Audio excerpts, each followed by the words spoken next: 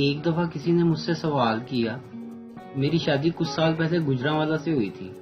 جب بھی بیوی سے میرا کوئی جھگڑا ہوتا، وہ اپنے 3 بھائیوں کو بلا لیتی ہے، وہ آ کر مجھے پھینٹی لگاتے اور واپس چلے جاتے ہیں۔ اور ظلم کی بات یہ ہے کہ وہ آنے جانے کا کرایہ اور سفری اخراجات بھی مجھ سے وصول کرتے ہیں۔ برائے مہربانی میرے مسائل کا کوئی حل بتا دیں۔ ایک مظلوم شوہر لاہور سے۔ میں نے جواب دیا، محترم مظلوم شوہر صاحب، آپ کی حالت زار کا سن کر ہمیں بہت افسوس ہوا۔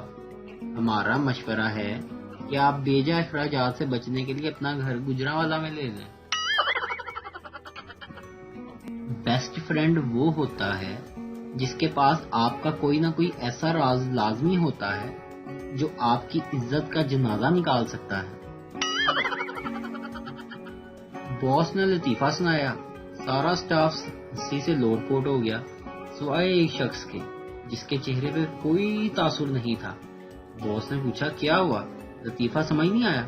وہ بولا سمجھ آ گیا لیکن میں استعفیٰ دے چکا ہوں۔ میاں بیوی ہونے والے داماد کے بارے میں باتیں کر رہے تھے۔ شوہر، لڑکا اچھا ہے، کھلی رنگت، اونچا قد، فرما بردار اور ناک نقشہ بھی اچھا ہے، کیا خیال ہے؟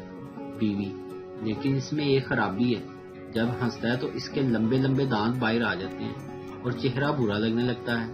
شوہر، تم خام خواہ میں پریشان ہوتی ہو، اپنی بیٹی سے ذرا اس کی شادی تو ہونے دو، پھر نہ کبھی اسے ہنسنے کا موقع ملے گا اور نہ لمبے دانت نظر آئیں گے۔